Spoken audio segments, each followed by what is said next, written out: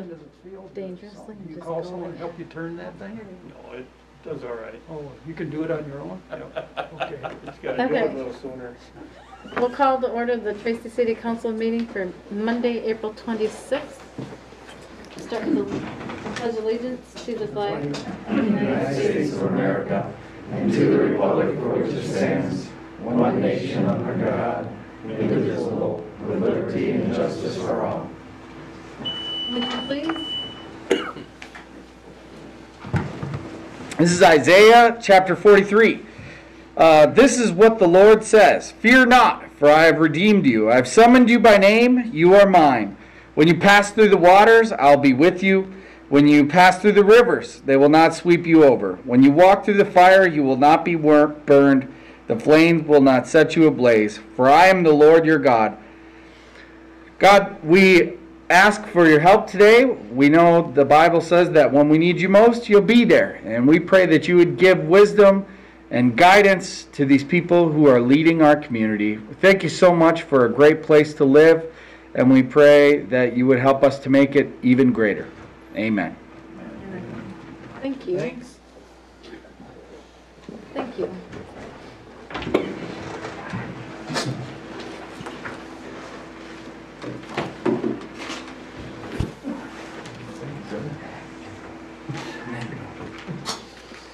Do we have any corrections to the agenda before we ask for approval? No just changes to the agenda, Mayor. Motion to approve is written. Second. First and second, all in favor? Aye. Opposed? Anybody from the audience that would like to talk about something that is not on the agenda? Go ahead, Jeff. I don't believe we're on the agenda, but I talked to Diane before about it. Jeff Meyer, I'm representing Tracy Karate School and then our USA Korean Taekwondo. We had wanted to rent the facility here for the VMC, and I guess the short story is, I don't know what you guys know about it or not, but we're asking for a rental reduction for it to use for our testing, which will be coming up this next Sunday on May 2nd. We're asking for a total dollars of $50 to rent the place. We had done this back in November, just for everybody's information. We had done this back in November, and since then, I guess the rental fees, whatever the schedule thing has changed. Is that correct? That's what I was informed. So I guess that's what we're asking for that. We use the facilities. It'll be approximately, we have 12 to 1 registration, 1 o'clock we'll start testing. Our goal is to be out of here by 3:30 or 4 o'clock. We use it approximately 3 or 4 hours. Should be 20 something, 25, 30 people. It'll be in and out. We clean up after ourselves and everything. We've used the facility a number of times. We've used it for testing a couple times in the past, and that's kind of where we fall into. I was informed from Diane before that it's a two-hour deal, so we would be covered for the 4 hours to use it, but that would be a $100 charge for us. So we're asking for, I guess I call it a rental reduction. I don't know what you guys want to call it, I guess. So I don't know if anybody's got any questions on that, I guess. Our USA Korean Taekwondo, what we try to do is keep the student costs down for the students that are testing and stuff. So we don't really have that built into that to do that. But if we have to, we have to. I understand. We'll still use the facility either way, but we're asking for a rental reduction for that. So Mayor, it's the fees that you had adopted was $50 for 2 hours, and he would like to use it for 4, so that would be $100 because they don't need it for a whole day. Yeah, we don't need it for a whole day. And it would just be part of the gym, and that's what the cost would be that you all adopted the last time. And so, you know, folks always have the option to come and ask for a reduction ultimately, but that's what we told Jeff that we would charge him for use of the space. Right, and we fully understand that the rental fees had changed, so that's why I guess I'm coming here to ask. Our instructors do not get paid to come and do this. You know, they volunteer their time, they volunteer everything to come and do that for the day, to test them so they can get their next belt. So. How did we leave that with Lexi when we did that? You declined, well, you did nothing, which essentially means that, you know, we would have charged her the regular fee to use the space. So she did not get a reduction for JO volleyball, no. Because I think that was one of the reasons we adopted a fee schedule, because it was getting hard to who do you reduce the rates? Yep, and who we do you understand. not? If we're going to keep reducing the rates, then why do we even have a fee schedule? And this is where I think all of us hate this, Jeff. Oh, I totally get it. I understand you We guys, like you are all in a waiving hard fees. spot here, Yeah, I get that. We like to waive the Yep. fees, but when we look at that there are costs to the cities as Right. far as, you know, the electric, the garbage, and yes, you clean up after Yep, yourself and correct. everything, but there's those expenses. Yep. Like I say, we've used the facility a number of times for our tournament, and we have no problem with that if it was a $200 for the half day and whatever, or for the full day, whatever. However you guys told us to do that anyway. I mean, no problem with that. For our testing fees, we're trying to keep them down, so that's why we're asking for the rental reduction, but. And to totally get it, and I think we're going against why we originally set the fee Correct. schedule if we. Do it for one, we gotta do them for all. Yep, and I understand that, we're just asking. Yep. Tom Warren is one of our other instructors here. We'll have anywhere from 8 or 9 instructors there for the day. I'm not sure the number of students, we have to actually see that's there. You know, they're probably, I'm guessing 25, 30 people in and out of the building. We're using a small footprint in the building. We're trying to be COVID, you know, friendly for everybody as much as we can. So that's why we're trying to use a bigger space, so everybody can spread out more and do things like that. We had contacted the schools, and that's what they had charged in the past. As far as Tracy out here, Morris, Wabasso, Slayton, several other ones. But we're limited there, we can only get in about, 15 to 20 people at a time, and they're using a smaller room, like a smaller space. So we just as soon be in a bigger space for everybody, just for everybody's safety, so. The school won't let you use a gym? We can be in 20 people there for up to 2 hours. That it doesn't work with our numbers that we have. I mean, if I could guarantee we'd only have 10 or 12 students testing, and we could be out of there in 2 hours, it's hard when you have an hour of registration to begin with. So you've already ate up some of your time, so we can, but that's the limitations that the Minnesota Department of Health puts on the schools currently. I've been told that from, 3 of our schools as of today, 3 of the schools. They won't, that's our limitation is 20 people. Because like out here, we would use the small muscle room or large muscle room or whatever they call it. We wouldn't use the gymnasium. They're not doing that. The schools aren't letting us use the gymnasium. They'd be using another smaller room. Same thing at Wabasso, same thing at Morris, same thing at other ones, so. Our capacity is much larger for Yep, this. the so physical we don't have capacity any would be issues in here. meeting the requirements for percentage of capacity for the gym at all, for what Right. they're trying to do. So, I mean, they will let us use it, but yes, we can't for that number because it doesn't work, so. We decide this later or no? No, no.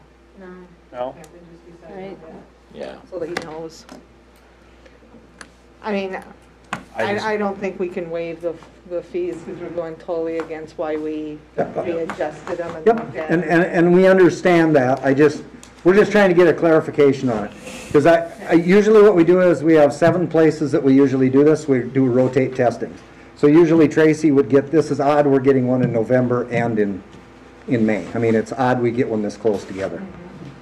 So then the other thing would be, is this policy going to be consistent for the foreseeable future? Yes. So then we That's can the plan. intent. Yeah. Right, because then we need to can say, plan hey, for that. everybody's got to Kinda kick in why an we extra redid $5 or whatever to That's to why, make it that's work. why we kind of went through the whole deal and said it, so. Yep. Just so, Just- more or less so, sitting up here, it's like, we know where Yep, we're at. sure, It's like we just gotta, And I suspect with COVID being what it is and the restrictions, we're going to be here a lot more than just once or twice a year. I just have that feeling. Right, like I say, currently we can use the other, some other facilities at the schools, but they limit us to only 20 people for like 2 hours. Well, we just can't get that done in that amount of time with a smaller space. Or we don't feel we're safe to do it that way, so. Whatever. But if we can plan on $100 all the time and figure that into our costs, Yeah, for a, Yeah. 3 or 4 hour using it for testing. Yeah. We understand that we're gonna have to pay more than that when we use it for a tournament, if we can do a tournament this fall. Currently, we can't do a tournament, so, with the rules that are in place, we can't do that, so. Too much contact. Yeah, if you have any questions, Diane would have the girls would Yep, have. no, they've been helpful, Like, you and can Eric use has it too. for your planning in the Yep. future, because Yes. that's the intent, is it gets too hard when everyone asks for exceptions. Yep. It's like, then why do we have a Yep. fee? Oh, Because absolutely. we're always saying yes. Yeah, no, you guys got the rock and the hard place. Well, we Like I were- say, in November, that's what we had done with it. We had done that, you guys, and I appreciate that very much. Yeah, we were always saying yes, was- we were waiving them, so why did we even have fees? Yep. It was punishing the people that weren't willing to come forward to even know that they had the option to ask to be waived, so there's. Well, I always like coming to you guys, talking to you guys, it's fine. Well, good, you keep coming, and we'll have to keep fine. saying no. Sorry, Jeff, we won't be able to do that. Okay, That's fine. no, we just, like I say, and Tom is one of our other instructors, we've got several in town, so that's why we wanted to know, so. Thank you. Okay. Thank you very much. Thanks for putting it on. Anybody else from the public that would like to talk about something? Okay. No public hearing, so we'll move on to the consent calendar. So I'll make a motion to approve the April 12th and 19th minutes, the approval of municipal accounts payable and payroll without Breakthrough Beverage and without Corman Contracting, approval of the municipal accounts receivable, approve the March 1st Planning Commission minutes, and approve the March 4th library minutes. First and second, roll call, please. Whitman. Aye. Powell. Aye. Jones. Aye. Schmidt. Aye. Landay. Aye. Cheeks. Aye. Mayor Corman. Aye. Mayor, if I may, you'll notice that there's some more resolutions on here, and we haven't done that as much in the past, but the purpose of doing that is because these are non-controversial and kind of routine, and so the idea is to approve them all at the same time, you know, with one motion on the consent calendar, rather than one at a time. Okay. And I would say that if there's any one particular item as a council that you would like to discuss, that you see on the consent calendar, you can always pull it off and we can do that later. But I apologize, I didn't get a chance to explain that because you're seeing a little bit more on here than you have in the past, but that's the reason why. So can we do those three when they do the beverage and the Corman Contracting one? Yes, you certainly can. Okay. Yeah. Did you include Corman? No, I did without both. Okay. Then I'll make a motion that we approve accounts payable for Breakthrough Beverage, and then include those three resolutions. Resolution -45, -46, and -51.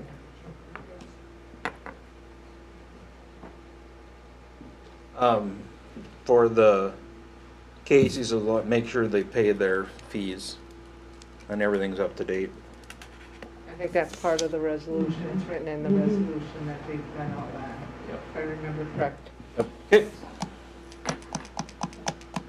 I don't know if this is where this question, because we waived some fees for some because of COVID, do they fall into this category? Yep, Yep. all the liquor licenses Okay, fall into that, yep. I guess I'll second Jerry then, whatever she did. First and second, any discussion? Roll call, please. Schmidt. Aye. Jones. Aye. Landay. Aye. Cheeks. I'll approve the resolutions, not the payment to Breakthrough. Yep. Okay. Whitman. Aye.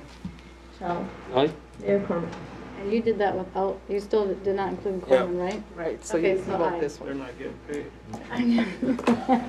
I'll make the motion to approve payment to Corman Contracting. First, any discussion? Roll call, please. Chow. Aye. Schmidt. Aye. Whitman. Aye. Landay. Aye. Jones. Aye. Cheeks. Aye. Anybody have anything for mayor communication, council communication?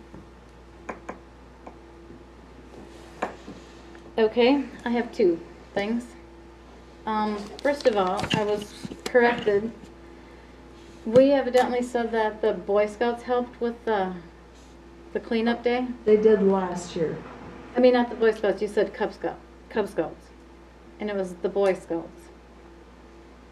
And they just want to make sure that the people know that it was the Boy Scouts and they were earning their Eagles badge, right? The Eagles badge. And it was Owen Elson Mm-hmm. and Connor Tell. Yep, So we just want to give them recognition for that. yep, and they both received certificates for it this last year. My other thing is when I was talking to the auditor, and this is just something for like an FYI with you guys, it's like she said that we should come up with a plan, put a plan in place for if we have any fraud within the city. So I thought we should add that to one of our work studies sometime. We could talk about that, certainly. We'd be happy to do that. Yep. All I have about that. I'd like to mention Jim and Sue Coyle have partially completed over at the Memorial Center there. It looks very, very good. Sue said she had some more to do, but if you get a chance, just go over and look. It looks really nice. Over there? Yep, at the memorial for the veterans. It's on that wall as you come in. Oh, in here? Yeah. Okay. Looks very good. I didn't know they were doing anything.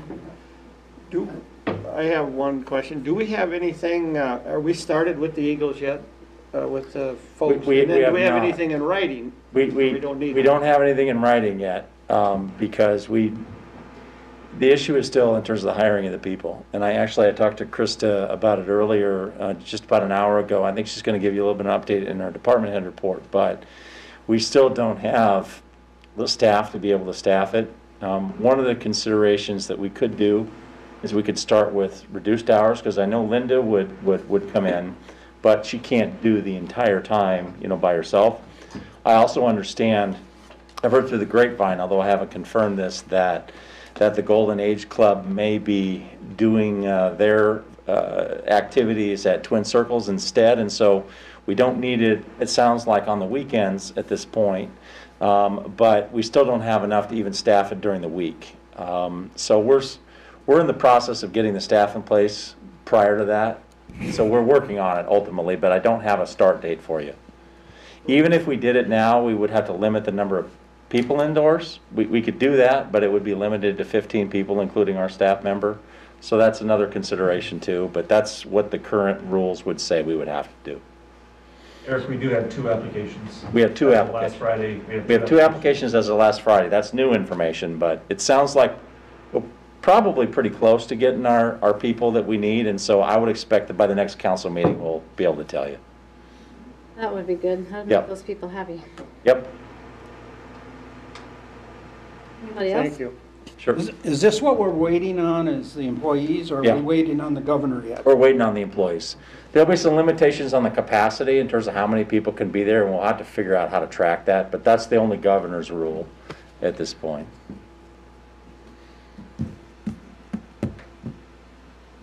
Okay, we move on to department heads. Val, do you want to go first? All right, we are excited to be dipping our toes into resuming some programming in May. We have a program on Saturday. An author from Redwood Falls, I think she's from, who wrote a book about a Tracy history event, and we will be doing that at Central Park at 2 o'clock. So we're hoping for nice weather that day. What day is that? What's that? Saturday. Saturday. Saturday? Yeah, at 2. Supposed to be nice. It is. It's supposed to be gorgeous. We were supposed to have it a couple of weeks ago, and it was a bit chilly, so Is she gonna be selling her book there? I believe so. Yeah, I love the Thomas and very interesting. yeah. And we've had her before. She's a really good speaker. She's very interesting.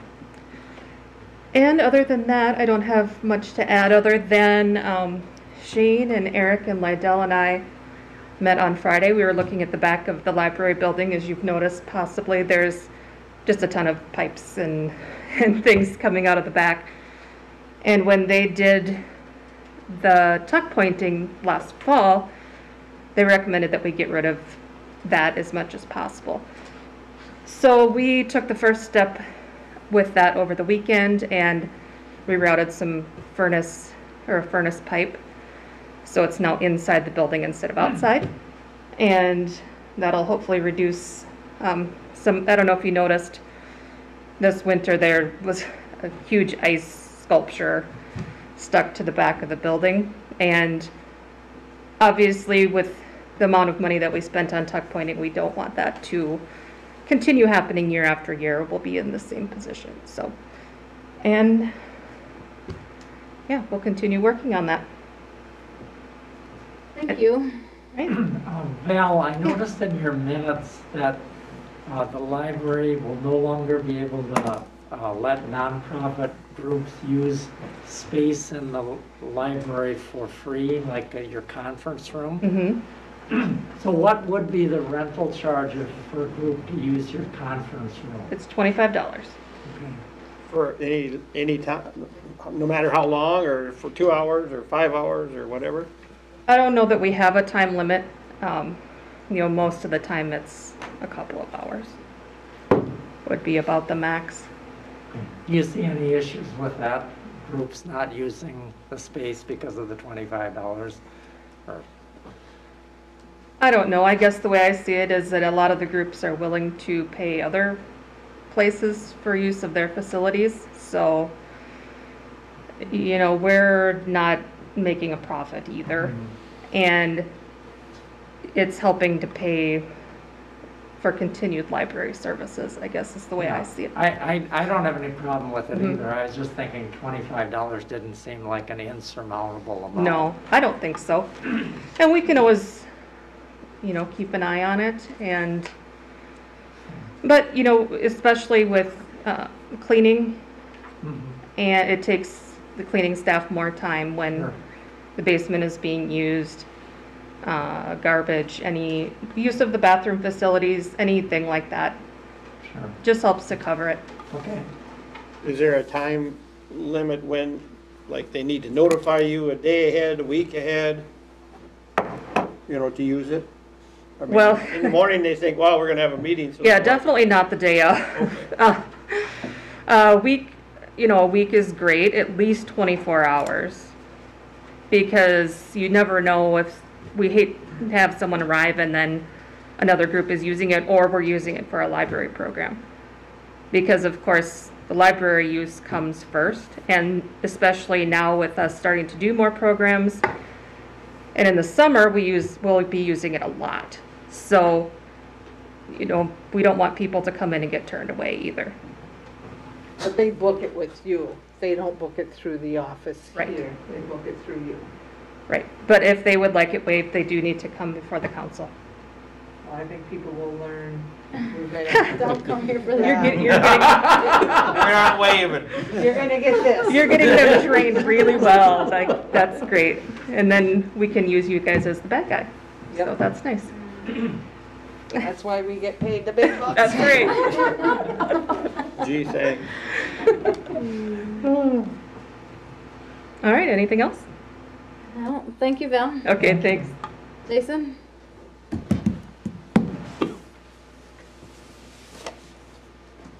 If you have any questions about the numbers I submitted, you could ask me about those. We're getting ready to put on another Truth About Drugs graduation coming up this spring. Officer Mark Regard's been teaching Truth About Drugs when school's been in session and when he can get the classes done, and it sounds like we'll have enough time to get the course completed, and we'll be putting on a graduation again. We're currently working with the Lions to put on a bike rodeo again this spring.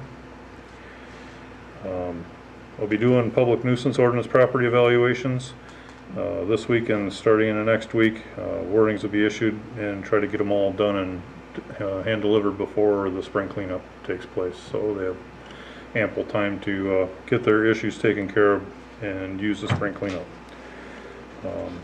I've had a request from another department. So I don't know if you're aware, but there's a nationwide ammo shortage, or it's hard for departments to get ammunition for doing their qualifications and whatnot. And we're sitting on, I want to say about 900 rounds of 45 ACP, and myself or none of my officers use 45 ACP. And the chief of Truman knows that I'm sitting on this, and he would like to do a trade with me for a caliber that he may have in stock that we can use. So might be working on, if you don't have any problems with doing a swap of that sort for something we're not using for something that we can use, we might do some type of fair trade that way. That would make sense. As long as you don't think you'll ever be doing that with that ammo. No, I don't know what. Hilger used to carry a 45. Ah. Brian Hilger used to carry a 45 as chief. Oh, And before we had the 223 patrol rifles, the rifles that we had available to us also used 45 ACP. And we actually traded the two 45 ACP rifles towards the purchase of one of the M4s that we now carry that are 223. So basically that ammo's just sitting there collecting dust and has been for years. So. Sounds like a good Yeah, move. sounds like a good thing. Yeah. Jason, that drug education program you have, that's at the 5th grade? Sixth. I'm sorry, 6th? Sixth grade level. Okay, does that include the anti-vaping messages too, or? Yep. Truth About Drugs breaks it down into individual categories. So each week it's, 1 week's heroin, and 1 week is methamphetamines, and 1 week is tobacco use, which covers vaping. So. Do you see the vaping issue as an increasing concern? Yes. in our community? Yes, everywhere. So it's too easy to get a hold of. They don't have to be 18? Well, they're supposed to be, yes. Oh. Supposed to be. 21. Jason, walk me through that nuisance. You're going out with a what? You're going out with a... Myself. No. You're going out and give them a... Okay, so every year I go out in the spring about this time and basically go through every street and alley and try to visually keep track and make a documentation of each property that has a nuisance ordinance or violation on it. Okay, it could be a car without current registration, could be appliance out in their yard, or furniture that's meant for the inside of the house sitting outside rotting, whatever.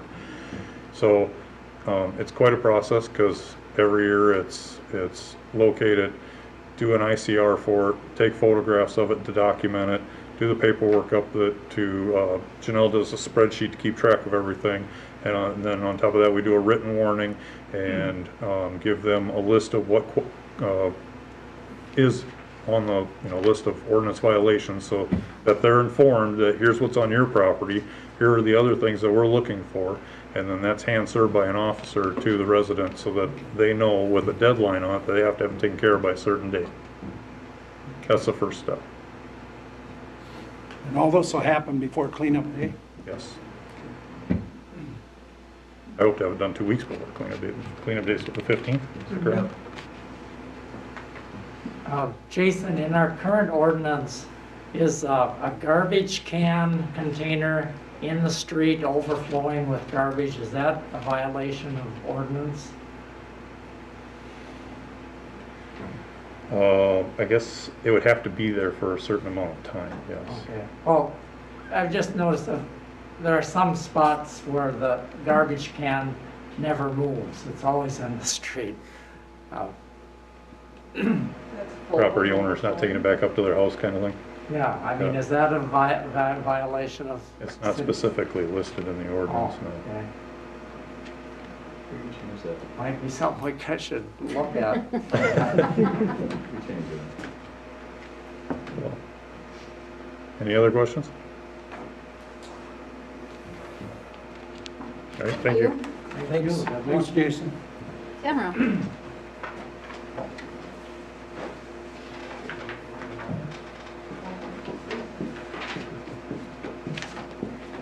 I don't really have much more than what you have in the report. Sales were up about 10,000 over 2019. Of course, we can't compete with COVID.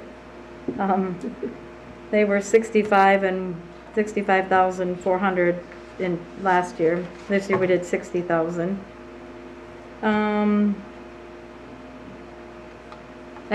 part of, like I said in the report too, but it's like beer companies and the liquor companies are starting to finally get more back to normal, I'd say, per se, or whatever, starting to, That's funny. hopefully we're starting to see more product coming in, but we still have a shortage of beer, especially in some liquors and that kind of thing, but we are looking forward to our grand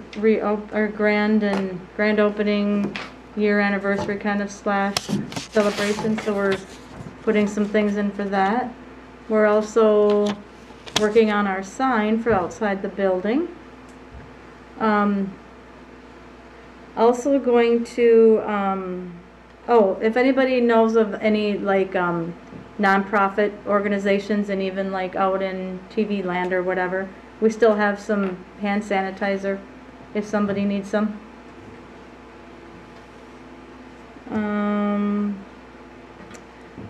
And I am going to, I talked with Eric, and I am going to get a sign that, because we don't have any windows for an open sign, but we're going to get one of those feather flags, they call it, so that we can put it outside the door so people can see that we're open if there's one of our new employees doesn't drive right now. So sometimes I don't want people thinking that we're not open.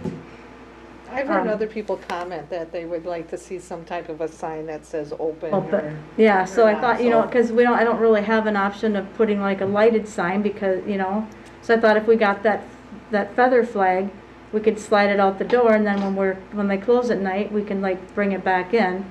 So at least people will see something that says we're open. Like yesterday, as a matter of fact, Sundays have been usually really good for us. And yesterday was the first time that this young man worked on a Sunday, and our sales, I could tell, were down yesterday. So I think it's because they might not have thought. I said, if nothing else, I'm going to talk to the neighbor behind and tell him to park his car in my driveway. Don't the city have a car out in this lot they can park there? Yeah, there you go, I can park it right there. But I thought that would, at least if we could get that feather sign, and especially after that happened yesterday, I think it's important that we get that so people know that we're open, just to wait for Could you them. explain a little more about the new signage that you have planned for the building? Oh, it's a surprise. It's a surprise. Yeah. We're actually we're going to tie in the facade from the inside with the barn wood, and the metal from the outside with the trains, and bring both of that together, and that's what we're hopefully constructing for our outside sign. Well, I'm We're glad just- to hear that, because I've always thought that we need a little more on that. It's the front signage. The front, yeah, definitely. It was a budget. It was a budget thing. Yeah. She had to make a It's profit. It wasn't in my budget. Yeah, that's right. We budgeted $3,000 for a sign this year is what it amounts to. And last year, we put as much money as we could into it, but we had to push it off. So yeah, we're excited about that, because definitely it'll help having the. Anybody have any questions, suggestions? Am I good?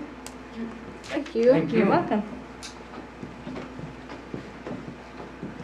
Jeffrey, you want to go?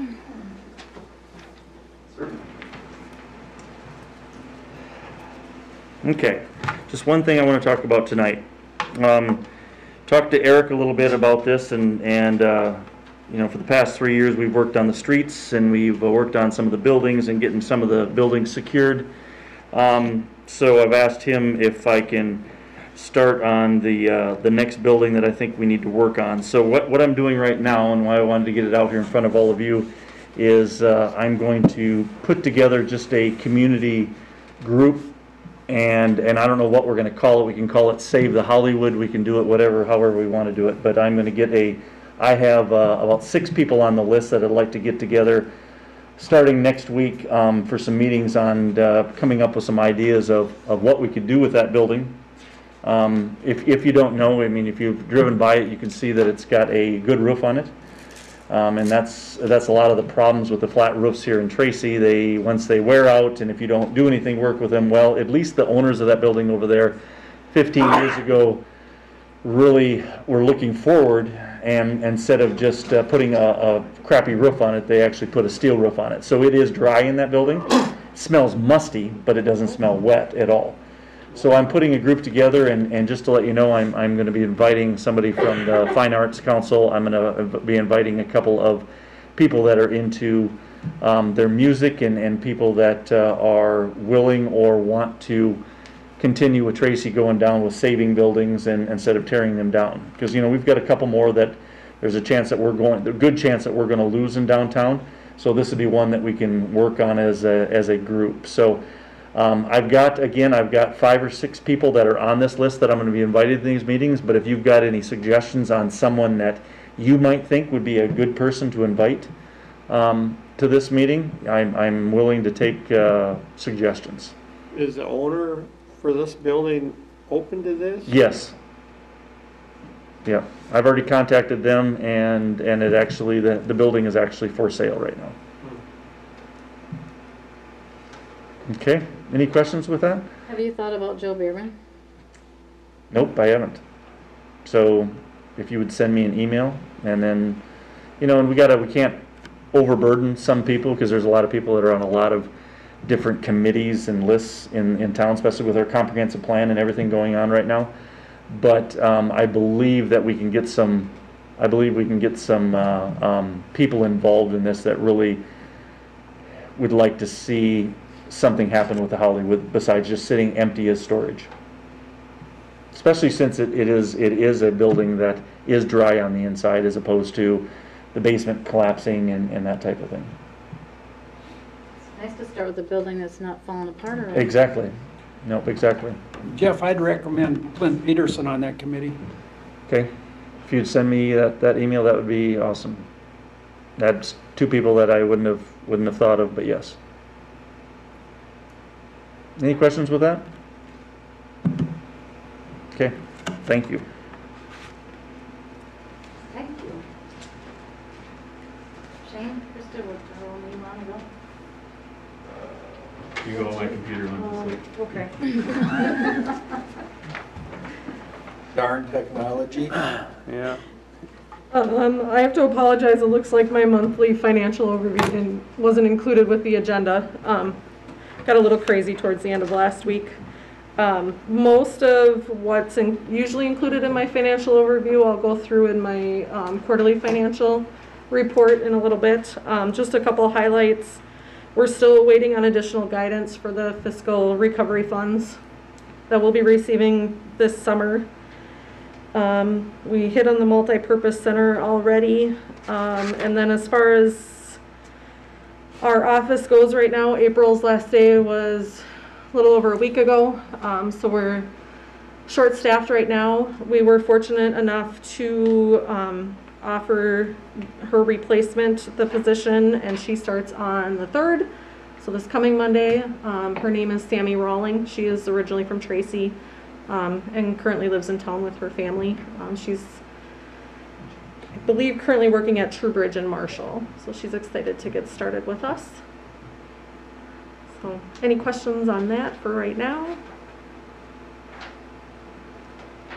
Okay, I'll have more in a little bit. Wait. Maybe this is where I should ask you. With the receipts and expenses and everything, and with the new system, here again, we had 90 pages to go through and everything, and it's people's utility bills. And is there any way to condense that down so we don't have 90 pages to try to go through? And I don't really care how much Seth pays for his utility bill unless he's asked to. Yep. So part of it is I do need to look at the charter and exactly what level of detail that I should be presenting, but I do have the ability to condense some of that if we meet all those requirements that with reporting that we have to follow. I think a lot of it is your role as a city council ultimately is to prove those, and we want to make sure that we get clear direction from the group as a whole that if we give you a summary report, that you're good with that. And we could certainly do that, ultimately, and it wouldn't be the level of detail necessarily. Well, the receipts, you know, I mean, we don't need to approve that's what someone's utility bill. I can understand approving expenses because that's what we need to watch is our expenses. But if you give a report, and now this is just my opinion here, that it's different looking at receipts and expenses. Yep. I guess As far as our responsibility. I'll kick into that.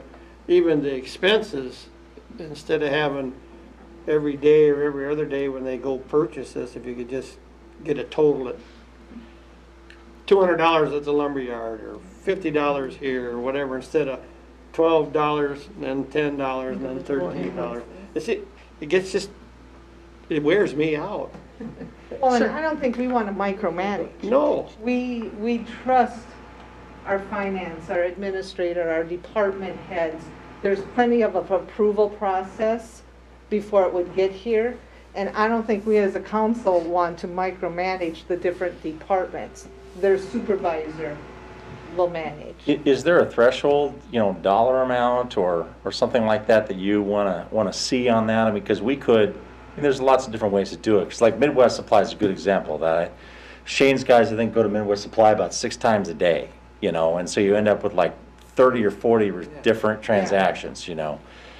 And so we could look at creating a different kind of report that totals up for Midwest Supply, or even if it doesn't meet a certain threshold, we could say these are all the expenses over $5,000 or $1,000 or whatever it is, and then you can get a listing of those, and everything else like a $6 bolt at Midwest Supply you probably don't care about, right? He can go after his employee if he didn't think they should have bought that. Right. So I guess the question is, what is the threshold that you want to see? I guess I would say with the new system, see what your options are. Sure. I can put together a few different options I guess I would for just like a you to summary. review. Like, so much at Midwest, so much at the Ace Lumber. Total, not Just a total not every of- time. Just give by me a vendor. total. So if nothing else, maybe I can say, well, geez, we're spending an awful lot of money there. Why? And then you can And then dig ask, into that'll it. bring into a question or something that somebody'd have to answer. But to see all these, it's Yeah. But at the same time, George, I agree that it's kind of tiresome paging through all that, but it actually, having them laid out like that, it is actually a safeguard for the staff to say, to have the council be the ultimate authority of if this bill is legitimate. I think it bears me kind of describing how the process works in terms of the approvals and whatnot, because I think that's fair. There are certain, and you're going to have an action on that a little bit later tonight too, but there are certain places we can go around town and of course buy things on account like Midwest Supply or Ace or Food Pride or whatever. And so oftentimes you'll have, you know, maybe just a line employee go and get something and then they charge it for us later. But all of those things up to, you know, $5,000 or less have to be approved by a department head before you ever see it. If it's over $5,000, then Krista and I both have to see it and approve it before you see it. And so if it's $5,000 and above, you've essentially got the employee making the purchase, the department head approving it, then Krista approving it, and then me approving it, and you approving it. It's like literally 6 different layers of approval before it gets done. And so we have a fairly structured process that, you know, handles those kinds of things. So I think you're right. I mean, I think that there is a lot that's already happening. I think it's just key for you in understanding, you know, from my perspective, if I were you, I'd want to know the larger things, you know, that we might be doing, you know, and maybe it is over that $5,000, I don't know, you know, or maybe it is a summary by vendor, so you know kind of where that's coming from, but ultimately that's, you know, it goes through a lot of layers, you're right, before it gets to you. I guess I would be comfortable seeing summary by vendor. Yep. I would be too. Okay. And then Okay. anything that's larger than, and we can pick a dollar amount. Well, yeah, I mean, if 5,000 is our criteria for everybody approving it, it's like, I think if we have something that's 5,000 or more, it should Then it's just be, it individual. should just be a list. It's like, hey, we spent $13,000 on this, just so you guys know. Yeah, yeah. I mean, because then we're starting to talk, you know, when you start getting over $5,000, you're starting to talk money that makes a difference. Yeah, we have some line items in the budget that the whole year is less than $5,000, Yeah. you know, so, yeah, absolutely, that makes sense to me. So we can figure something out, we'll figure out a different report for you. I think we hear what you're saying, is that it's too detailed. And far as that goes, even for Jason's men, I just need a summary. Who did what, how many times? That's a lot to sort through too. If we just had the summary that we had 22 open doors this month, or 12 locked cars, not So you're each, like each everybody together. officer Okay. has that. Okay. Just, You want to see, you don't care so much about the individual officers, you care about the activity yes. itself. So we So know what's summary of going on. how many assaults did we have, how many break-ins, how many calls for welfare checks, whatever. Whatever, yeah. Yeah. To me, the summary would be Okay, a lot easier to stay with okay. and stay focused on. Now, if there's something big that comes up, then let's have some stars by it or something so it catches our eyes, but. Okay. Yeah, and I'll work on the receipt side also, maybe a daily total receipts, or by activity. category. So, yeah, categorize that as well. So, yeah, I can definitely work on getting those reports created. That would be good. Great. Perfect. Any other questions right now? Thank you.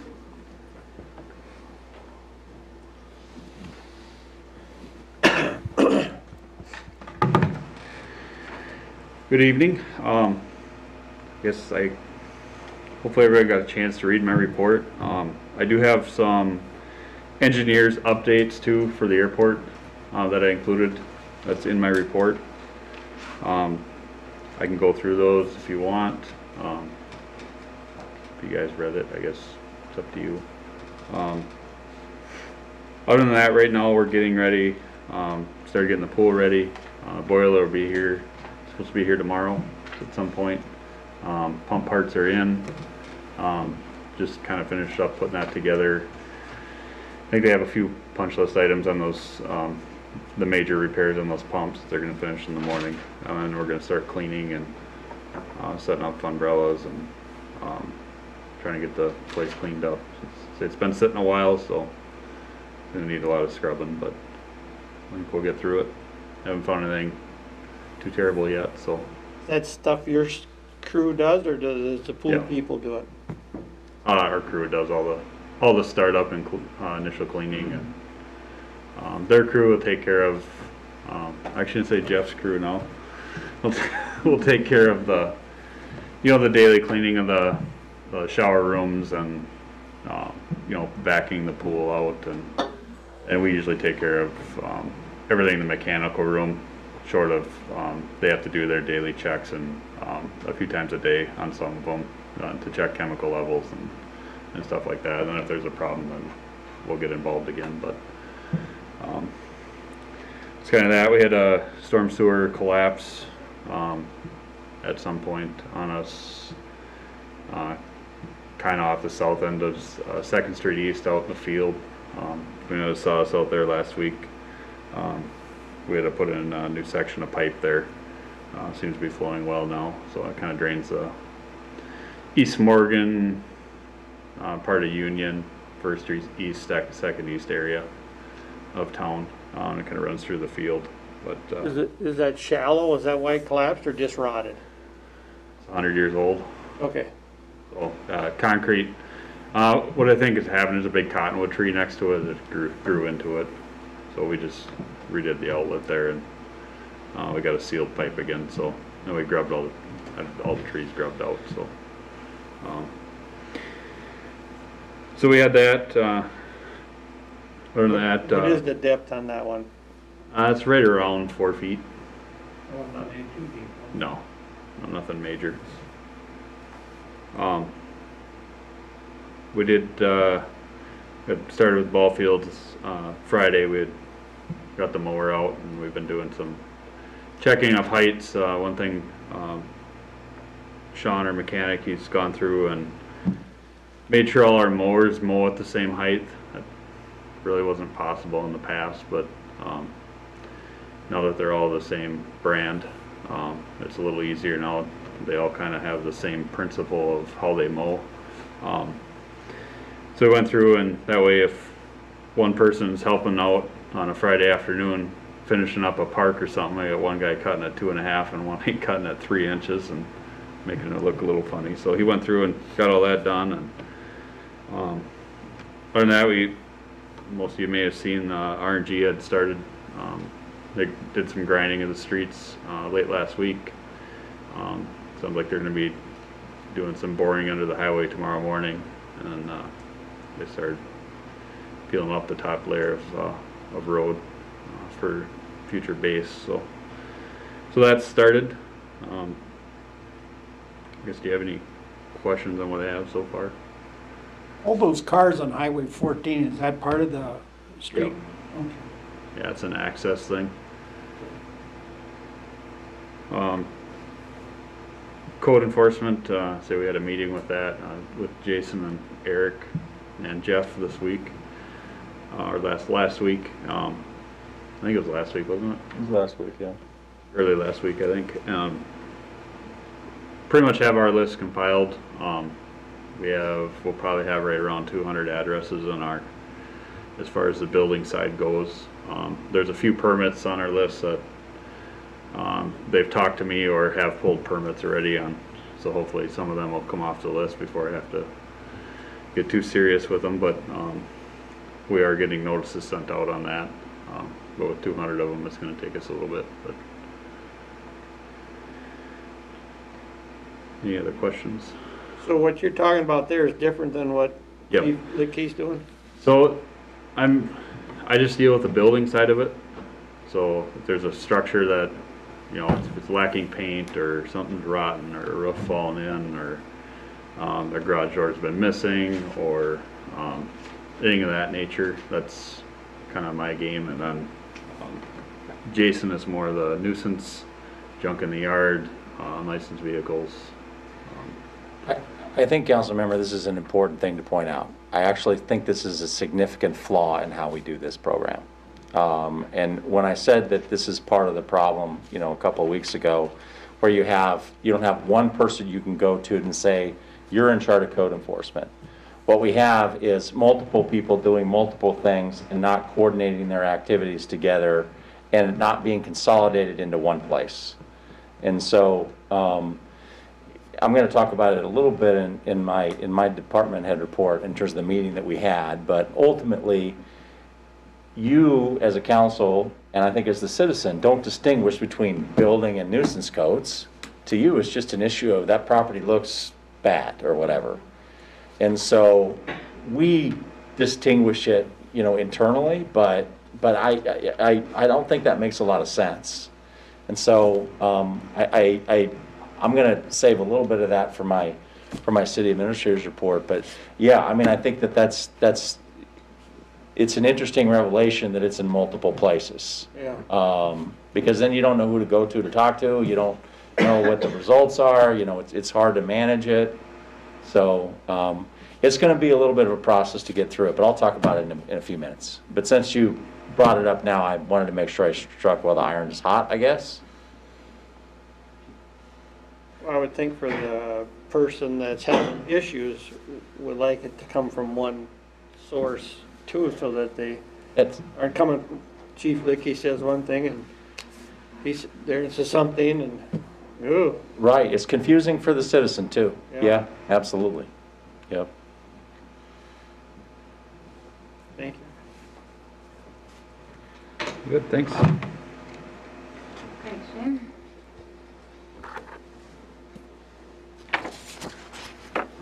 I guess it's to me now.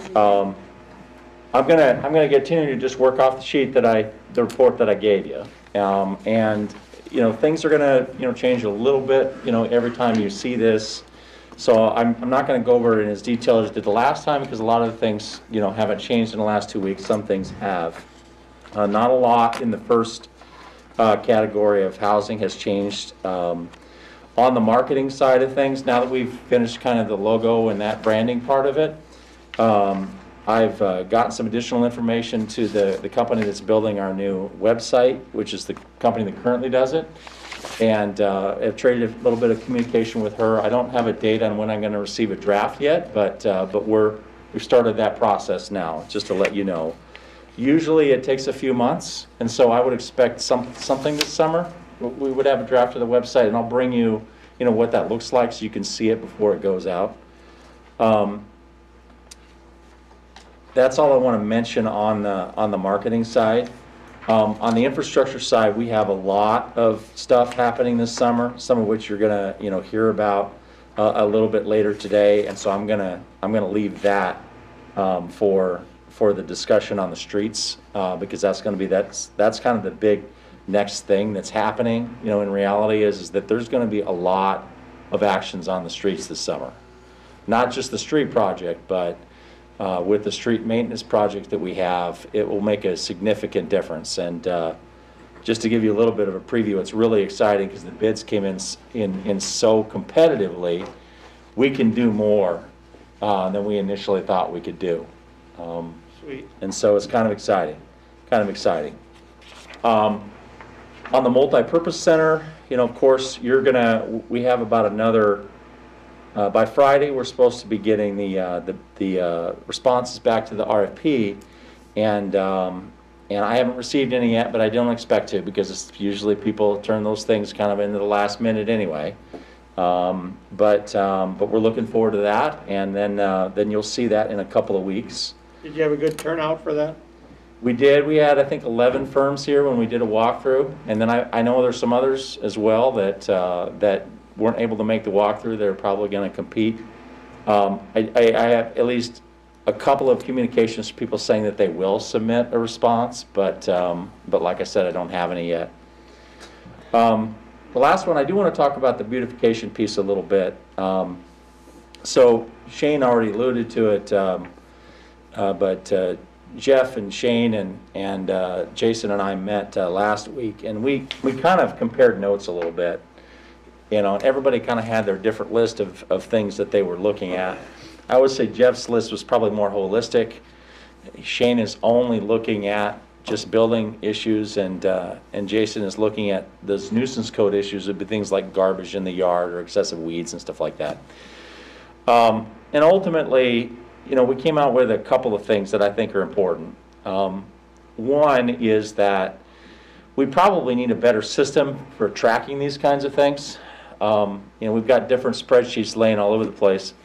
Cassell, the software that we, you know, adopted for the financial system and also for the building permits, has a module for code enforcement. And we didn't originally include it in the purchase price. It's going to cost a few $1,000s to set up and like $1,000 a year to maintain. So it's not a really very expensive component. But I'm going to look more into it and probably recommend that when we do this, that we have it all go into one system.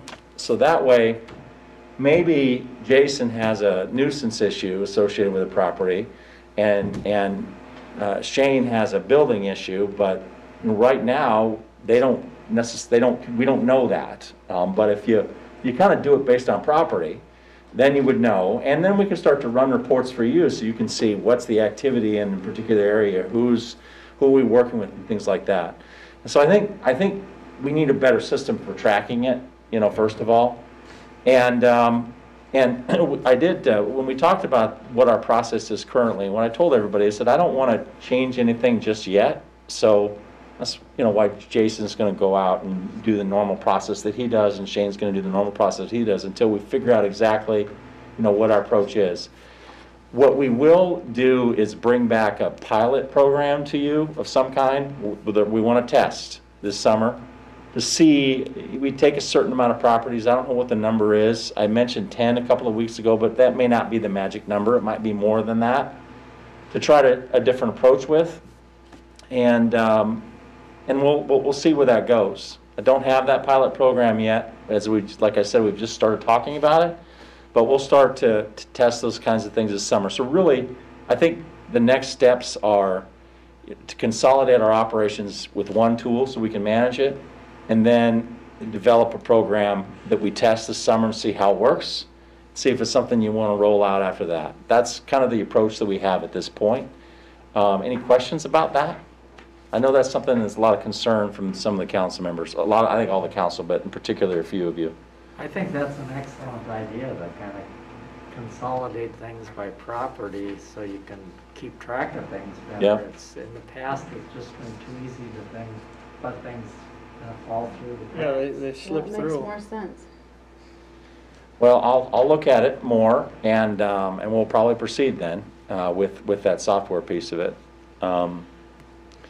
The only other thing I forgot to bring up last week, and I was going to bring it up, I had mentioned about the Keep America Beautiful program, but one of the other things that I was going to bring up at the end of the parks presentation was this idea of, and it fits within your beautification goal. It also fits within your marketing goal in terms of being able to promote the kinds of parks, the diversity we have and the volume, bringing people to town. That's an amenity for people who live here.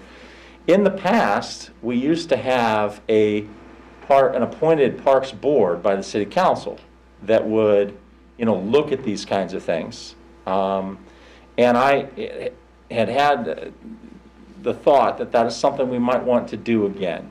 And I wanted to get your feedback on that. It's not something we need a decision right now, obviously, but I think it's something that might make a certain amount of sense if we can get people, to get involved that way. I do know that there's some citizens that might be interested in something like that, but what are your thoughts about that?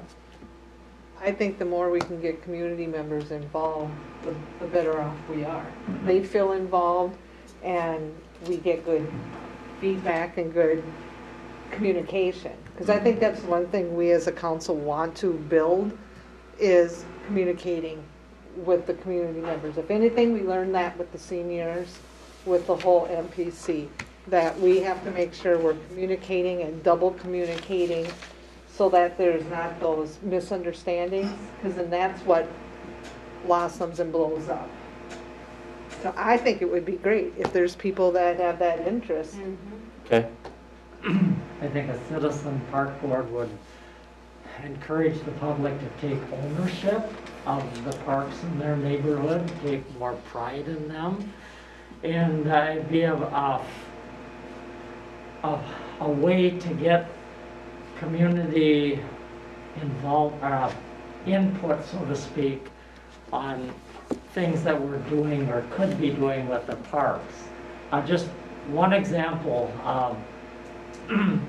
I've lived in the Central Park neighborhood for a long time, and one time this winter I was crossing Central Park on a Sunday afternoon. It's a beautiful day. We'd had just a little light snow, and I looked over at the skating rink, and there hadn't been a soul on it. Not a soul on it. And that's just one issue of, we go to a lot of trouble and expense to create that skating rink every winter. And it seems like over time I see fewer and fewer and fewer people using that skating rink.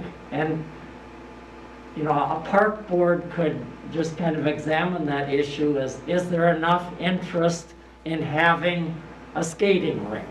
Just one example. I think that's a really good point, Councilmember. People's recreational needs change over time. Once upon a time, and when I was a kid, particularly in the 70s, when the tennis courts were built in Central Park, tennis was a lot more popular. Today, not so much. And so we have tennis courts out there that don't even get used for tennis. Now, there's other sports courts potentially that people might like to have instead. Maybe we ought to be doing something different than tennis. That's another example, and I think you're right. I think programming is part of it, for sure. I think, Seth, Eric, an activity director, what we keep talking about. Yeah. dispersing. We get a park and rec director, activity director, we got stuff in town we're not using. Yep, We get an activity director, it'd be worth its weight in gold. yep. And it would do what Yeah, could be.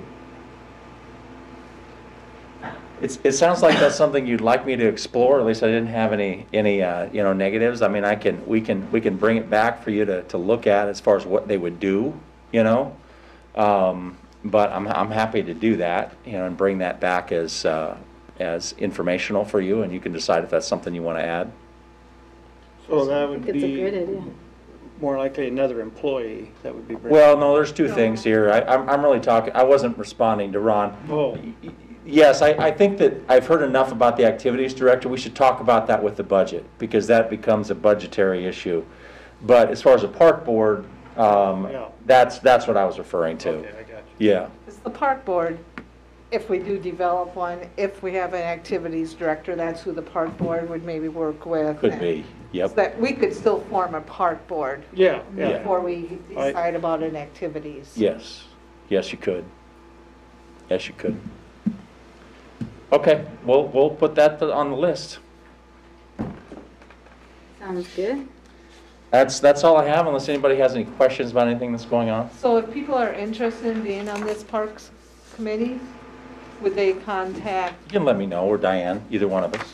you know, so as people are out there listening, if that's something they have an interest in? Yep.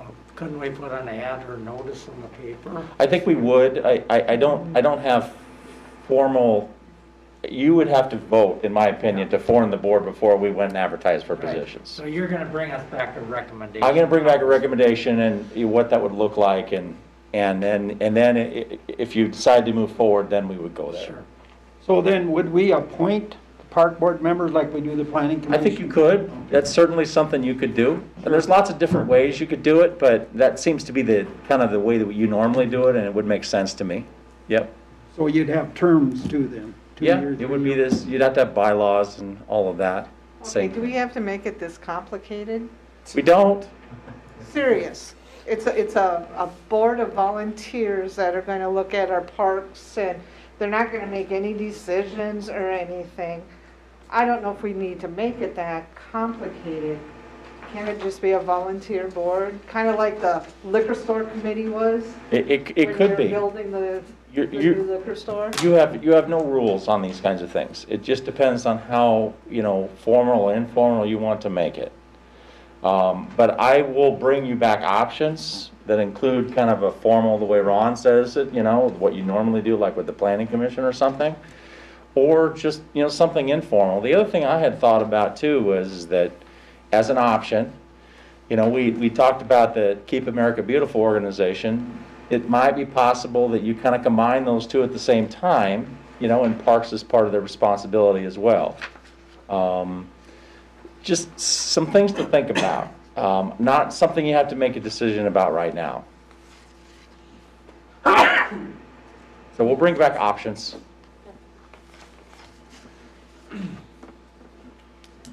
Okay. That's all I have, unless you have any more questions. No, anybody else have any questions? Okay. Okay. Then we have the financial report. And it'll take a minute to get plugged in here. Maybe I'll flip this. Here, before I do that, I gotta turn the TV.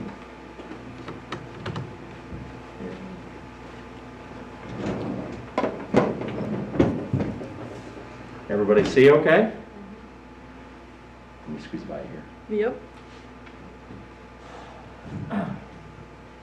There it is. Perfect. Perfect. Okay, so this report that I put together, kind of just beginning phases of a quarterly report for me to present to the council. So there may be some additions or changes, things that maybe you guys want to see that I haven't included. I can definitely make changes there. For the purposes of my kind of first report, I'm not going to focus so much on the numbers as maybe what's more in each of the funds right now to explain kind of what you're seeing. So I put together a statement of revenue and expenses for each one of our funds. Our general fund includes things like finance administration, police and fire, public works, library, the aquatic center. There are several revenue sources that we receive just a couple of times a year. So like general taxes, that comes in twice a year. The intergovernmental revenues usually come in about once a year. Same with special assessments, just a couple of times a year. So if it looks now like our revenues are kind of behind, it's because of that timing. As far as expenditures go, through March 31st, we are at about 17% of our budget. So we've gone through 25% of the year. We've only used 17% of our budget, so we're doing pretty good where expenditures are concerned in our general fund right now. Any questions there before I move on? And definitely, if you see anything after tonight, feel free to reach out. I'm more than willing to explain in more detail what makes up each of these categories. Just one question, and maybe it's not an answerable one. For the expenditures, you say we're at 17% and we're 25% through the year. What did we not calculate things right, or are we just very, very, very frugal? So yes. I guess yes, exactly. Eric and I are in the middle of kind of doing some budget amendments right now and reviewing where we're at year to date versus where the budget's at, just because of all the changes that were made with the chart of accounts between 2020 and 2021. So we will have those at the next meeting. And the other piece of it is we are being a little more frugal this year and kind of watching our spending. I know a priority that Eric set for this year with the department heads was to that they monitor their budgets, and they're really active in making sure their numbers are where they're coming in at. So I think that helps as well. They understand that they have a budget to meet. They can't just spend what they want to spend whenever they want to. So kind of a little bit of both. Well, and the first 3 months might be slower months for some departments, you know, like Public Works aren't doing all their mowing and stuff like that. The aquatic center's not. Yep, there's some not seasonality open. there also. Those first 3 months of the year can be slower unless we have a lot of snow or something, but. If I may add, I think that's a portion of it for sure, because one, and Krista already said it, but it bears emphasizing that this budget was built in a much different way than it has been in the past. Different line items, different funds, and so we did the best we could in terms of estimating where we think those were, you know, based on historical information. But in some cases, we missed some line items we probably needed to have, and we probably overestimated in some other areas. And so, you know, Krista and I spent three hours last week actually in one meeting just going over things kind of little by little, and ultimately. I would say that generally it's good news in terms of where we're at, but we won't know the full picture, you know, at least until the next quarter when we get through part of the summer, because none of the aquatic centers here, none of the summer parks is here, you know, a lot of things like that. So although I will say that honestly the biggest number overall is your employee expense. I mean, you've got a budget of, in your general fund, of 2.6 million. 1.6 million of that is your employees, and that's going to be the same all the way around. So, you know, I still think we're running ahead of where we should be from an expenditure standpoint, even with the seasonality. Any other questions there yet? So the next few slides and funds are really set up for our debt and debt service. So we break each bond out by fund. So this first one is the 2014 general obligation bond. It was for 4th Street and Morgan improvements. The final payoff on that bond will come in 2031. Again, general taxes and special assessments, you'll see we haven't received any revenue there to pay the bond because that comes in twice a year. So we'll see that in probably June and November. The principal and interest payments on the bonds, the principal is paid in February And then the interest payments are broken out between February and August. So you see we've paid a good chunk of it already because we did pay the principal payment. And then for this 2014 general obligation bond, there's also a portion of it that gets paid out of the water and sewer fund. So it's kind of split between the three funds. So are all of the general obligations like that, they're all paid in February? Yes. So that's why the numbers look so funny now. It's like we paid everything out and then we just have the small interest portion left in like August? Yep. Yeah. Okay. There is, I believe, one 2019 bond that's paid once a year, and I think that was in February also. So same thing here with the 2015. That was for 2007 street and utility improvements and then improvements at the aquatic center. We will pay that one off in 2028. And then just similar special assessments twice a year, we pay it in February and August. And then this one also has a portion of the bond paid out of the water and sewer fund. Krista, was this one, the aquatic center portion, was that for putting in the new liner and repairing the aquatic center after there was leakage or problems at the aquatic center? I guess you weren't here then. Yeah. I'm not sure that, I only barely know about it myself. Shane might be able to answer that question. For which part? 2015. The 2015 bonds, the aquatic center improvements, was that due to the problems that we had with the contractor, or is that It was just? from 2007. you know? 2007. Have a bond. Yeah, it was refunded in And the 15. pool was leaking and had to be rebuilt. There's a longer story to this. We ended up, I think, litigating it and then settling with some of the contractors, and then we had somebody else come in and fix it. This all happened 15 years ago. But it is an interesting point in that we are still paying for the aquatic center. And that's probably the most important thing for you to get out of this, is that, you know, these things, you know, take a long time. But ultimately, do you have any other information on that, Shane, as far as what specifically that was from 2007? You know what the amount was? What? I don't have the full amount, no. But it was a bond? Yeah. Yep. It has to be for the rebuild. Yeah. And then the next aquatic center improvements, that's for the original bond on the original pool then. And that 2001 aquatic center improvements, is that the difference? That was when they started. Right. Yep. Yes. Okay. Yes. Yes, that's correct. Yep. I can't recall exactly, but I think 03, 04, they closed it when they had to rebuild it all. Yeah. And then they opened it back up after that. Okay. But I guess I wasn't familiar with how the bonds laid out on that portion of it before I started here, but. Okay. Well, that's great to see, great to see though that the original aquatic center bond is going to be paid off next year. Next year, we'll Wow. be done with that one. So yeah, it's same information on this bond. 2016 D was for a water and sewer project. That one will be paid in 2032. 2019 B covers the water and sewer phase 3 ineligibles.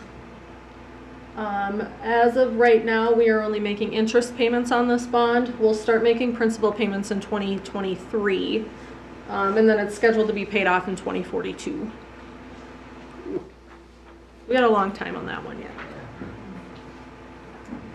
And the ineligibles, that's the street and the curb and gutter and sidewalks, basically? Yes.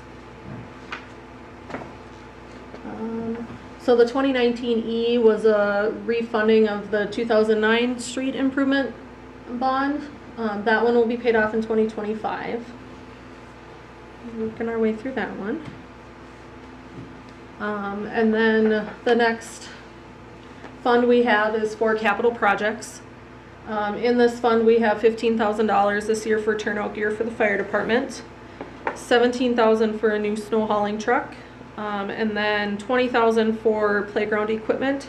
We did also receive a $10,000 donation for the playground equipment, so that'll be part of that as well. So And that then, means we won't need to spend the whole 20,000 then, or? know what we No. picked. No, council member, that, it was assumed that there was 20 plus the 10. And so ultimately, what's going to happen on that project and the way we submitted the grant, which was this is part of the playground grant that we did earlier. It's a $90-some thousand project, but part of our 50% match is in cash, and part of our 50% match is in-kind donations from staff time. Because you might remember that we're prepping the site ourselves and putting in the footings and things like that, and so all of the stuff that we put into it and Shane's work is we can use that as part of our 50% match. So it's actually a $90-some thousand project, but in reality we're only going to put maybe $30,000 in cash in it.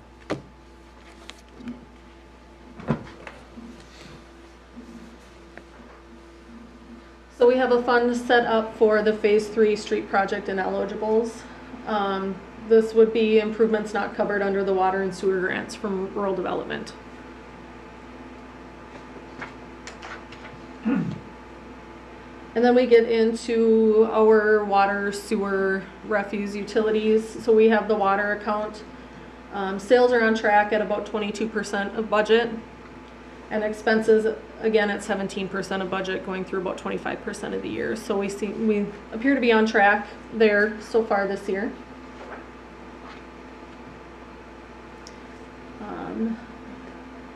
The sewer utility, we're a little bit behind on the budget, behind budget on revenue. We're only at about 20% versus 25% of the year. I put a note reviewing charges on that. I did have an opportunity to look at that, and it appears that the revenue we received in January would have been for billings in December, which would have been at the lower rates. So that's part of the reason why that's a little bit behind. And then expenses are just slightly above budget at 31%, and that's due to the bond principal payments being made in February. So that should even out by the end of the year. Solid waste. This is just the fund for monthly charges for refuse collection. We pay the $120,000 to Southwest Sanitation for their services annually. And then the plan would be to transfer $30,000 to the general fund for administrative expenses. The storm sewer fund, the funding and construction bond payments are for the storm sewer upgrades. Again, the principal was due, bond principal was due in February, and interest in February and August.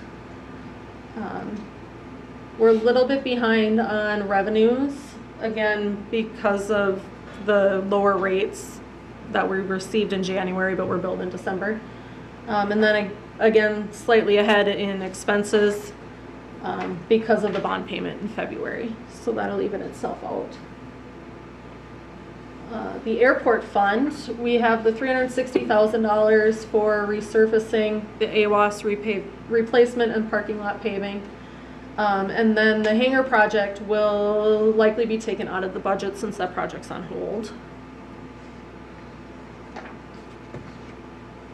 And deputy registrar, this is where all of our driver's license, motor vehicle, and DNR transactions run through. Right now we're projecting to transfer almost $85,000 in cash to the general fund at the end of the year. Motor vehicle transactions are up 52% over 2020. Driver's license is up 85%. And then DNR transactions were up 128% over 2020. We still see quite a bit of business, which is good.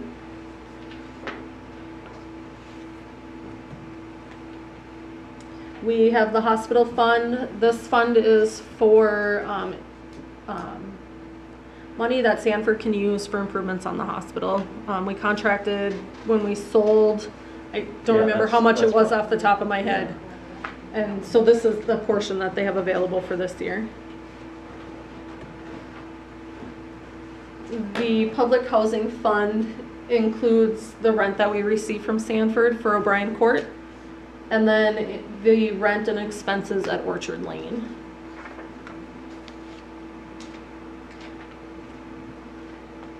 And then our EDA fund, the budget includes the sale of the Broad Acres lots this year. It also includes Jeff's salary. And then in our services and charges, that includes tax abatements and then grants or loans that the EDA would approve. And the Community Development Block Grant. This grant is administered by UCAP. So we receive the funds in intergovernmental revenues, and then we issue those right to UCAP. So it's really an in and an out on our side. We do have $36,000 available for loans that the city will issue.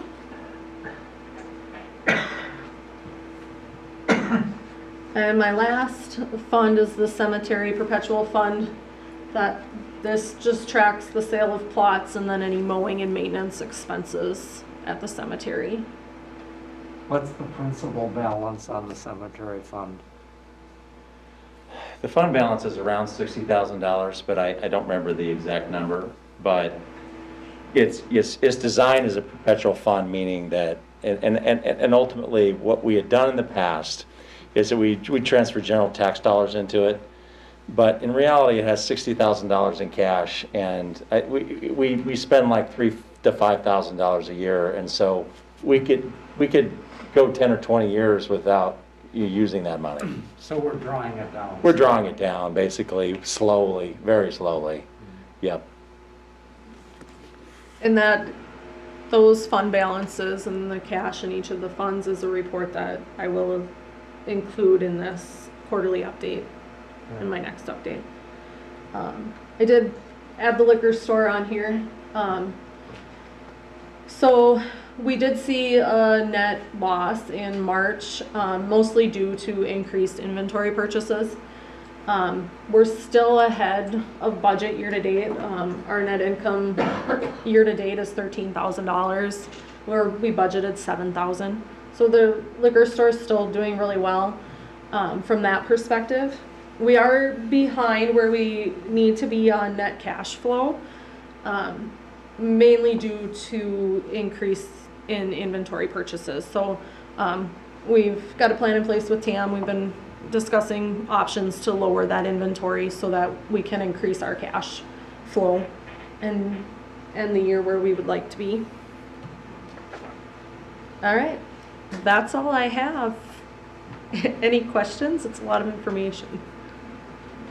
Oh, that was very nice, thank you. Do you like this software? I do. Yeah. Yeah, it's very user friendly. It's easy to create reports and pull out the data that I need. I'm kind of an Excel nerd, and they have a really cool Excel feature, so I get really excited about that. That's right. The reports are easy to digest and understand, I think. Good.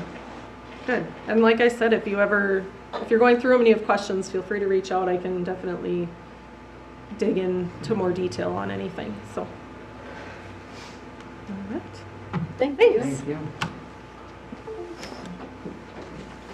So we'll expect to see this every quarter from you then? That's my plan. Okay. And if you have anything you want to modify about that or see differently, or something you are not seeing that you want to see, let us know. This is a bit of a work in progress because you've never really seen quarterly financial reports like this in the past. But we really felt it was important to check in with you more than once a year when the budget comes around. And so this is kind of our first shot out of the box at it.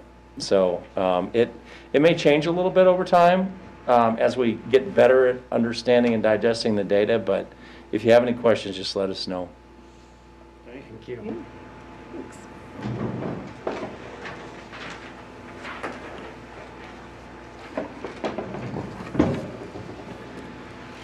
Ready for new business, Mayor? Yes, I am. So the next two items Shane is going to handle. There's two resolutions on here, basically to give out two contracts for the street maintenance program for the summer, and Shane's going to come up and talk about that. Do you need to plug in too? With all the sneezing around here tonight, people. Pollen time. So I have this 500 slide presentation for you. Shane, You can be excused now. Shane, All right. when you speak, can you pull your mask down so we can hear you better? Turn that back on again here. I can do it. Oh, there's a button there? There's a Never knew button. that. Yeah. Dave Teagues told me about the button. He's the one who straightened me out on that. I know a lot about TVs. I lied, it's only 5 slides. So this is kind of brings the 2 projects together. I'm just going to kind of show you a couple maps here is what I'm doing here. So the one part, we got the contracted pothole patching. There's actually 3 parts to this. Part of it we're going to do. There's some skim coating and some of the smaller stuff that doesn't have to be ground. We're going to be doing that out ahead of the seal coating too. Right now they're talking about early to mid-August is kind of what, for the seal coating, is what the contractor had, that with the, of course, upon approval of the contract, would be about what their timeline would be. So the first part is the pothole repair locations. So I don't have very good software for making maps and marking locations, but all of these yellow cones here are part of the contracted potholing. So there's a lot on Greenwood Avenue, Front Street. I know the Front Street's been a concern. All that's getting taken care of with this contract. A little bit, there's some alleys downtown. A little bit of Morgan Street here, the older part, East Morgan, kind of all over the place on the roads that will seal coat. A lot of this area has been either on Phase 3A1 that was done last year, or it's on the project that's this year or going into next year. So trying to take care of as much holes as we can. First Street East is kind of a lost cause. We're going to be doing some more skim coating in there and trying to level that off a little better, but there's just nothing there to save anymore. So that's kind of been a discussion that Eric and I have had on what to do with that road moving forward. Which one is that, Jim? First Street East? Yeah, but I don't know where that It'd is. be pretty much one block of east of Center Street running north and south. The south end's the worst. North end is not near as bad. And that may be something to look at, seal coating some of that. But until we get some plan, I don't even know if this mill and overlay is going to help it because there's no base. There's the spots we've dug in, there's only like 2 inches of gravel underneath it, and it's black dirt. So there's just nothing there to support a road, which is why it's in the shape it's in. It's an old road. So you got some roads like that are kind of beyond repair. So what is the long-term plan then, besides just leave them for now? We don't know yet, but it's going to have to be reconstruct. So, and the infrastructure under that road is early 1900s. So, but in order to do that road, we need to do something with Center Street, because a lot of that infrastructure in that area is shallow, and in order to go for it to go deeper, we have to do Center Street, lower that main, and then we can lower the mains coming onto Center, because all the sewer runs towards Center on those roads until you get towards the north, and they run towards East Howlett, but say most of them run to Center and then north. So and then the water main is equally as old. But as that road deteriorates, it's only going to keep getting worse. We just keep patching it until, Okay, so you're just going to try to keep up with it a little bit, not just as much as we can, we just try to minimize the holes is really all we can do. Shane, excuse me, what's the county's latest position on Center Street? I don't know, Eric, if you want to touch on that too, but Well, I'll just touch on it real quick, but we had a meeting with the county engineer and Kyle from ISG and Shane and I a couple weeks ago, and their position is that they want to reconstruct the road ultimately. They've got about $2 million in their local program for South and Center Street, but they don't know how that would apportion out. So what we're doing right now is that we want to try to finish all of the street project money that we have for our RD loans and everything else at the same time that they do the street. And so we're kind of working to coordinate with them right now at the same time. And that's one of the things when we bring back to you the new program because of the ponds decommissioning and the cost of phase 3A1 being higher than expected. We're probably going to want to include some of those improvements so we can get Center Street done at the same time. I think we'll know more probably at the next meeting, as when Kyle thought he would be ready to give a presentation on that. So in May, you'll see some more information on that. So the county's is verbally committing some money at this point. And I'm going to push to try to get them on their agenda for 2022 so that we can finish our portion of the street project at the same time that they do Center Street. That would be excellent. That's the plan. That's our hope at this point. I can't say 100% we're going to pull it off, but you know, they've been great so far in terms of saying they have a pot of money, and so far it seems I'm optimistic. Yeah. And then when they do that, that's when we'd come in and fix this street you're talking about? That's when we become able to do that, and that depends on how the finances are with the city. It's a money issue. You know, there's a few of these roads in here that are so far gone, we can't just go in and, you know, overlay them with new. And this is that's one example. There's a few of them around the city. I don't have a strong plan yet. I mean, Shane and I were talking about it a little bit earlier. You saw a lot of the debt that we have, you know, that's coming forward earlier as well, and this is all related as an issue. We only have so much money we can pull out of the sewer fund to do this. I think we can get a lot of it done this summer, but there are going to be a few streets that are not going to get done in the way that we would like to get done, just because we don't have unlimited resources. That one might be one of them.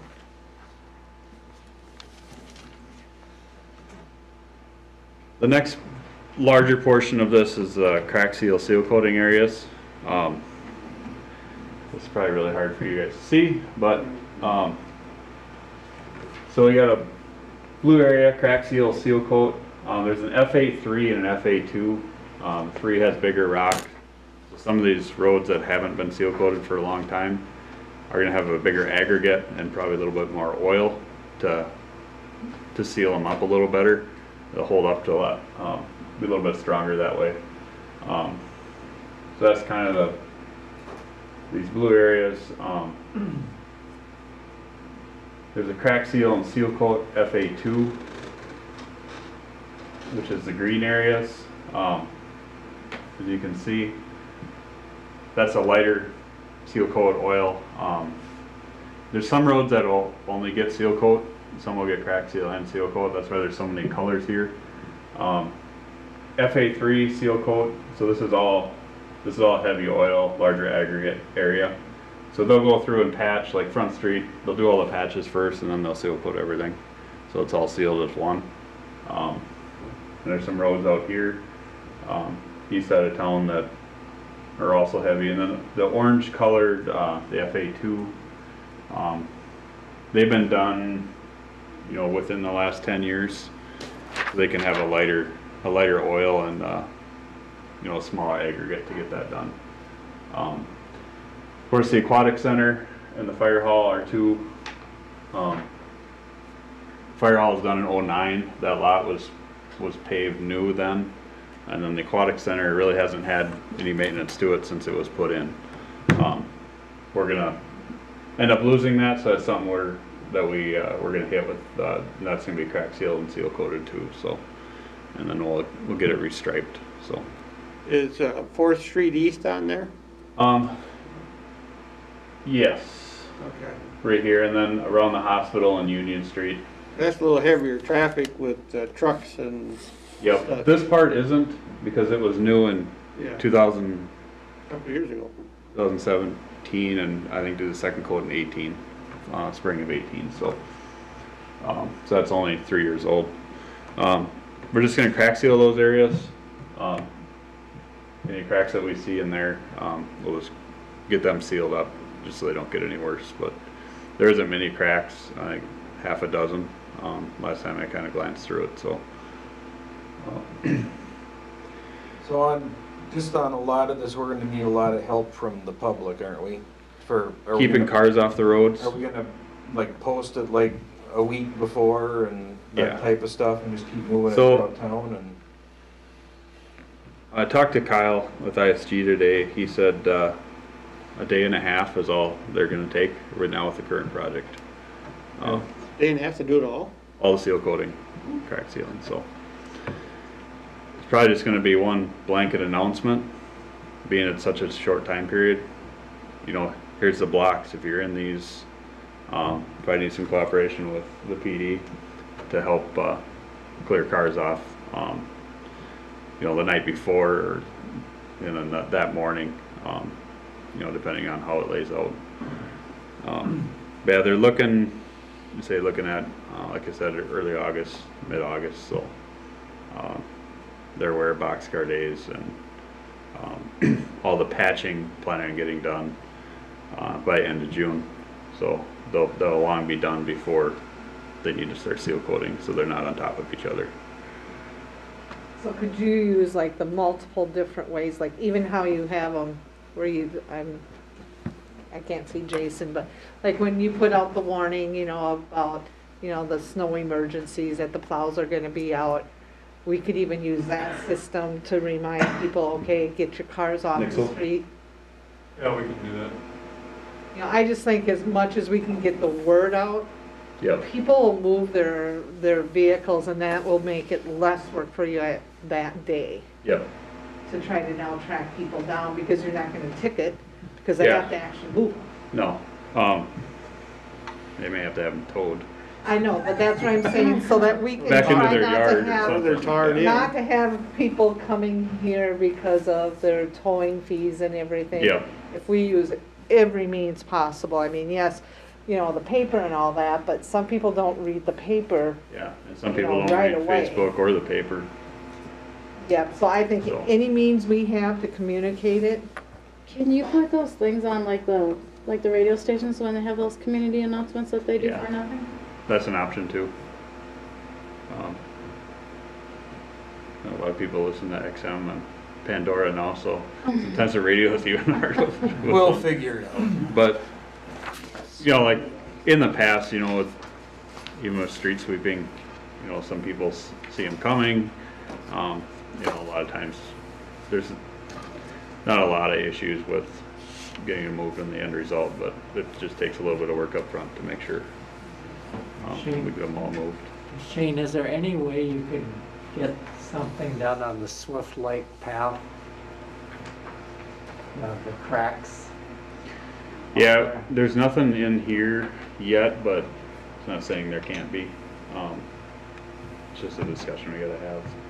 Weren't you looking for some special The problem is you can't- material, because you can't really, of the you can't do to a rollerblade? bike path like you do to a road because of, you know, aggregates and, we did do it's a poly impregnated coating we put on. I think that was in 2014, and that lasts 8 to 9 years. So that's coming due again to do, but as far as the cracks go, almost have to look like at a mastic type material, something that'll actually fill the crack instead of a rubber. Because if you get a crack this wide and you get rubber on it, then someone goes over with rollerblades, it's not going to end well for them. But So you're thinking of some other repair methods? It's going to be a different method than what we're using in the streets, so it's just a matter of getting costs on that and getting it done. So we already have the bridge planned for this year to get that big heave fixed over in the park, but the cracks will have to get done too. So. Well, I'm just a little concerned on that Swift Lake path. If nothing's done this year, it's going to get a lot worse in a hurry. Mm-hmm.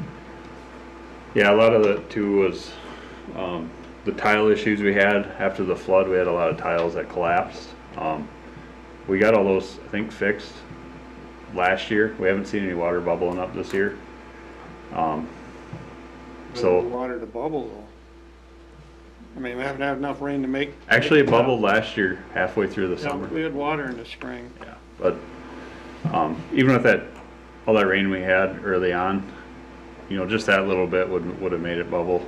But there was a tile that was broken in 3 locations, so hopefully got that all fixed now. But I guess from here, Let me just add one thing. I want to address Seth's comment. We've heard from a couple of you about the bike path for sure, but one of the things I want you to know is that those are the kinds of things that we want to budget on an annual basis. And we didn't specifically put any money in for that particular project this year. It's conceivable that because what Shane's going to tell you in a minute, that we might have some cost savings that we could put into something like that. So I'm not saying that it won't happen, but that's only because we're likely to have some extra money because we're not going to spend it on the street project. But so when you ask that question in the middle of the year, it's hard for us to say yes, because that means that there's something else we can't do because of that. But I think that's a great discussion for, you know, budget cycles and things like that. Well, weren't those, I don't know, weren't those bike paths and stuff put in from the special fund that the state is taxing to get the money to do that? I mean, where did that, to put in that bike path around Swift Lake Park, where'd that money come from? I think if you're talking about Department of Natural Resources money, that's the same fund that we're getting the park equipment grant from. Okay. And so theoretically, yeah, we could, and that's actually part of my plan. I've already Shane and I've already talked about it. I said, okay, if we get this DNR grant this year, and we figured out how to access that money, why wouldn't we apply for a DNR grant every year, you know? So for something like a bike path or something else. I don't know what it looks like, you know, for next year. We haven't gotten that far yet, but yeah, I think that's what we ought to be doing. You bet. Are you talking about where there was that program where they were trying to have a bike path from, wasn't it somewhere like by Pipestone? Yeah, the Casey Jones Trail. I wasn't talking about that. Oh. But. Okay, never mind. Well, no, but there's a. That's a different thing. Through the lottery or something, isn't there a certain amount of percent or a third of a cent or whatever? I think that's the DNR money, but I don't hold me to it, but I think that's what that fund is that we're accessing for that grant. Yeah. The Southwest Regional Development, when they have these little, because I remember a couple of years ago when I was on that, they had some kind of a bike path park thing. There is an issue like that. It's not something I'm familiar with that much, but I've heard about it. There's a bike trail, particularly in Slayton, that's not connected to anything in the rest of the state. And so they've been looking for ways to figure out how to connect, you know, us to the rest of the state, because we're kind of like an island without any connections. If you go a little further east here, apparently you can ride a bike all the way to Wisconsin if you want, but you can't do that here because there's some missing components. I don't know, maybe Jeff knows about that. I've been at a couple of those meetings before, down in the SRDC, but we haven't been on their radar. I mean, like we would like to be. I mean, but they meet probably twice a year.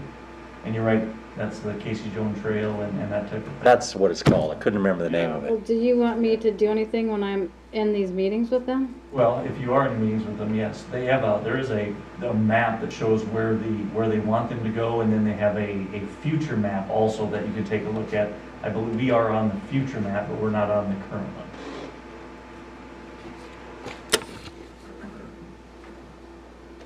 Good discussion. Well, I'm not being able to open my memo. You don't have signal, it says.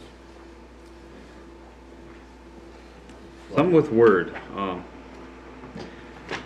want a paper copy of it? If you have one. Yeah. So we got the bid tabulations, bid recommendation from ISG. There we go.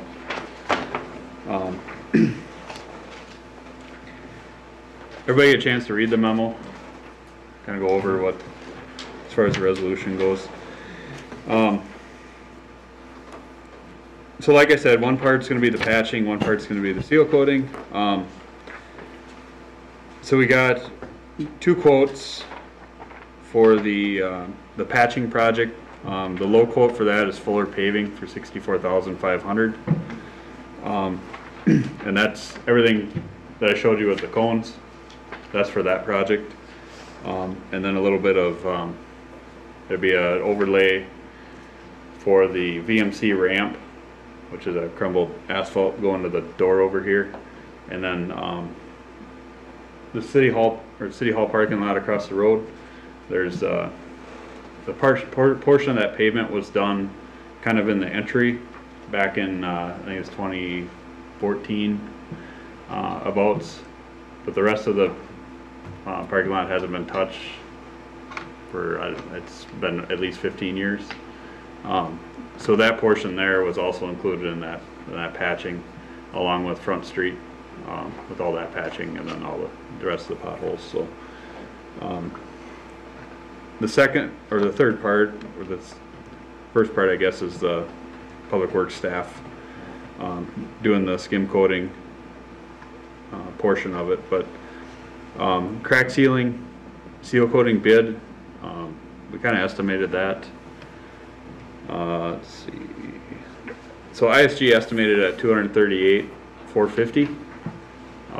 We actually got the bids back at $132,312, and my estimate was even higher than that for the budgeting purposes, based on work that's been done in the past in other communities. And this is actually the lowest price ISG has seen for quite a while on seal coating. So competitive market works in our favor. That being said, there will be additional funds for what was budgeted for this year to potentially do more. So that's part of the council communication memo that I had wrote, is consider allowing Eric and myself to expand the project to make more repairs if possible. ISG did talk to the seal coating contractor, and they'd be willing to expand their project at their current unit price. So same price of what they had bid it at, and I could probably see the same thing with the paving company. That's kind of a per ton cost they gave us. So if anything, it might be less if it's a bigger area, but for sure they would honor what that amount would be. So I guess it could be open for discussion on what to do there moving forward. Well, I would think if we can get more done and come in around our budgeted number, we should get it done while the going's good. Especially with those prices. Because it's going to turn around and go back the other way again. So try to spend up to our budgeted amount by doing more streets or more potholes or whatever. Seal coating prices will go up with fuel prices, because majority of the cost of it is oil. So good time to make hay while we can, I guess. I think. I agree with George. I agree too. It's there. And then do we want to look at, everybody keeps bringing up the bike path. Do we want to maybe look at that and see if a small portion of that remainder could help out and do as much as the streets up to that point? We can. We don't have a quote on that yet as far as what that would be. I know that. We've got time ultimately to figure that out, but we certainly can do that, and we can bring that back to you and say, this is what it's going to cost. But ultimately, we've probably got, over $130,000 or $40,000 left. I mean, it's a significant amount of money. It's almost half of. Start stacking. Yeah, it's just stacking up the trees to fix. It's almost half. It's almost half. The only thing on the bike path, and that's a good idea, But if we can get money from the DNR to fix it, then we need to get it from them. I will say that I don't know if usually, we can or can't. and I don't know the answer to the question, but the grant cycle on that isn't until March of next year. It only comes around once a year. And so I can't answer that question right now. And I will know by the next, I should know by the next council meeting, because we have a Southwest Regional Development Committee meeting soon, this next month. So I should know soon if they have anything available.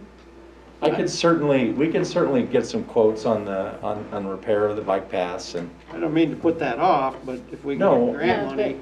No, but it's not gonna hurt to get the quote, so we know what dollar We'll amount we're get a talking quote, about. we know what Be it dollar. to ask Southwest. It may be a very minimal amount, to be honest with you. I just don't know, you know. And it's sad because we watch it every year keep getting bigger and bigger. And especially where that project was, it's like caving away the asphalt where that project was. But I haven't seen any water out there either this year.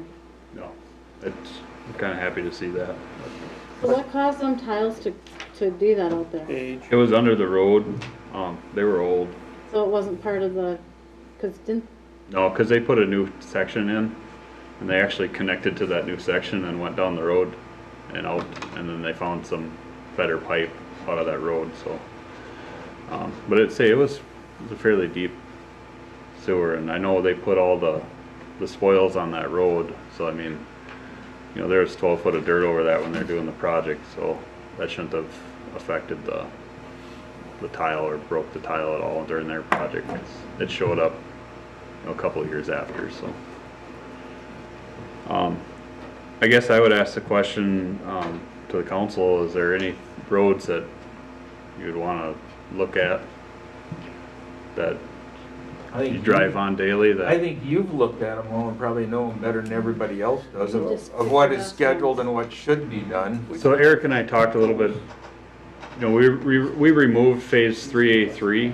Right. But now that project will likely be, it might turn into Center Street. We don't know exactly. You know, maybe that's a road that we want to go after, and then maybe leveling out Morgan Street. So right. So we don't have the roller coaster. That's an option too. By the bus garage.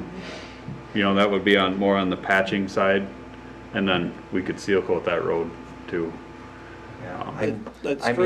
I personally think that you being on the roads and you playing with the money, it's like which is going to get us their best bang for the buck to stretch things out, either to get them fixed in the future or to fix them so they stay. It is about the best bang for a buck. We actually, it's funny you said it. That's exactly what Shane said earlier when we were talking about it. But you know, we want to try to maximize what we have because we don't know. I mean, we don't know when we're going to get as good a price as this again. Right. You know, and so we maximize it and stretch as much as possible.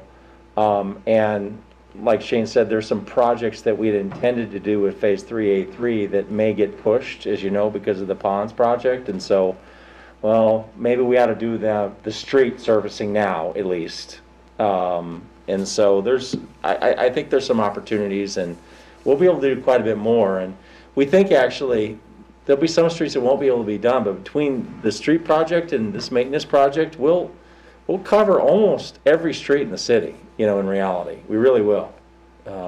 I can't tell colors what he had up there, but that street that you drive every day to go home and come to work is the one getting fixed. Morgan Street. That's the roller coaster. That's a roller coaster road. Yeah, we think actually that's a road that we could include now that we think we're gonna have a little extra money.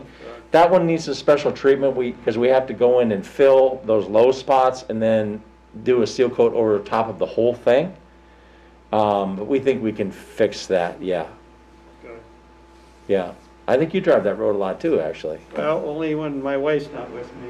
She don't like me to drive it when she's along. I try to avoid it. Do we need a motion for anything that they're going to do, that the city is going to do? As far as us, no. We just need a motion to give the contracts to the contractors on these two resolutions. So then I'd make a motion to approve 2021-47 for the contract for the potholes. Second that. First and second, any discussion? Yes, does that give the city staff permission to expand the area at the same time? It does. It includes that in the resolution, yes. No more. Okay. A roll call, please. Tell. Aye. Schmidt. Aye. Landay. Aye. Koopman. Aye. Teigs. Aye. Jones. Aye. Mayor Coleman. Aye. And then I'd make the motion to approve 2021-48, accepting the bid and awarding the contract for the street maintenance contract and expanding that also as much as possible. I'll second that. First and second, any discussion? Roll call. Jones. Aye. Landay. Aye. Teigs. Aye. Koopman. Aye. Schmidt. Aye. Tell. Aye. Mayor Coleman. Aye. Thank you, council. The next item is, it's actually, we're not really changing our credit card provider, we're changing our credit card type. And still will be through Midwest Bank, but we also realized that we didn't have the, really a firm direction from you as far as who gets credit cards and things like that. So Krista's actually gonna come up and present this item tonight, but that's what this item is about. So, like Eric said, Midwest Bank recently made a change to the credit card provider that they work with. Currently, we're with a company called Elan through Midwest Bank. I don't know the name of the new one. I couldn't find it on their website anywhere. The new card company has no annual fees. Similar to where we're at now, we have to pay it off each month. With this new program, we would earn 1 point per dollar in rewards. That cannot be used to pay the bill down, so we would have to make a decision on what we would use those rewards for. The biggest benefit to this new processor is we will have access to an online management system that will allow an administrator, probably me or Eric, to monitor spending on the cards, open and close cards, set credit limits, set one-time charge limits, just kind of have better control over what's being spent on the credit cards. And with that in the resolution, we would like all of the department heads to have access to a credit card. And then also Shannon Benson, the Aquatic Center manager. She would have her credit card while the Aquatic Center is open for purchases that come up for her needs there. Any questions? Is there any like limit or anything, or what's the difference then? You know, like if Shane needs to go buy something at Midwest Supply, does he use the credit card? Or since we're getting credit on stuff, do we want to start using the credit card more since we're going to get something back in return? Yeah, I guess I haven't really, that's something we could do. It's a the short answer is that if they go to Midwest Supply, they're not using the credit card, they just put it on account. Okay. So if it's a local company, it's not on the credit card. This is typically for purchases that are, not local. Do we want to use the credit card more for that reason? We could theoretically. I'm hesitant to play those kinds of games. Right. We spend about $40,000 or $50,000 a year on credit card purchases. We're not even sure, because you can't use the points to pay down your balance, so it's not really cash. You have to use it to purchase other things, and we're not exactly sure what that is yet. Until I even knew the answer to that question, I probably would say no. Okay. At this point. Don't they just give you a check back? That's what our credit cards do. Yeah, I don't think that's the way this program works. It didn't sound like it. Yeah, we talked to them about that, and it doesn't sound like it's like a cash back thing. The biggest benefit to this ultimately is really about the management of it and the control of it. And that part of it is much better than what we've had in the past. Basically, in the past, we never knew what was going to show up until, it showed up on the statement. And this will allow us to manage it in one place a lot better. I'm good with that.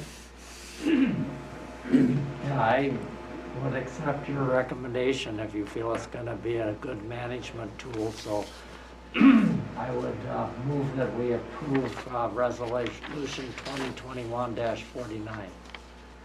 Second that. First and second, any discussion?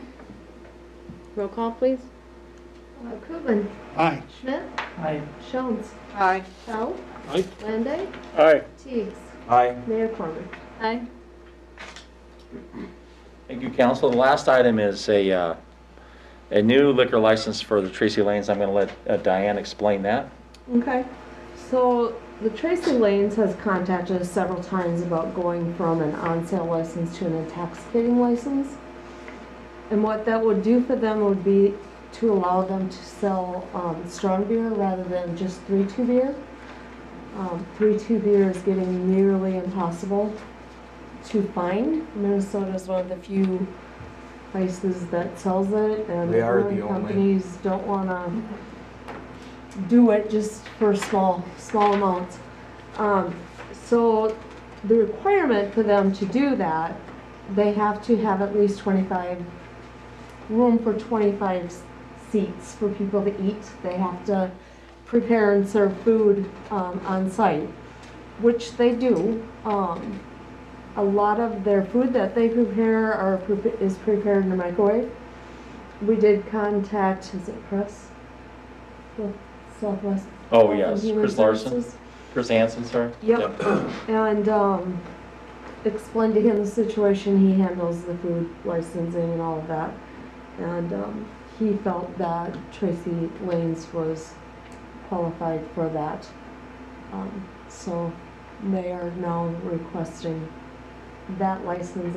I do have all the paperwork from them, and the payment for it and all of that. So it just mainly, they don't intend on, they want to keep their setup license, which is covered under the intoxicating license.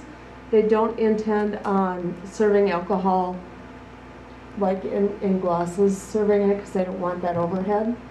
But it will allow them to be able to get strong beer versus 3-2 beer.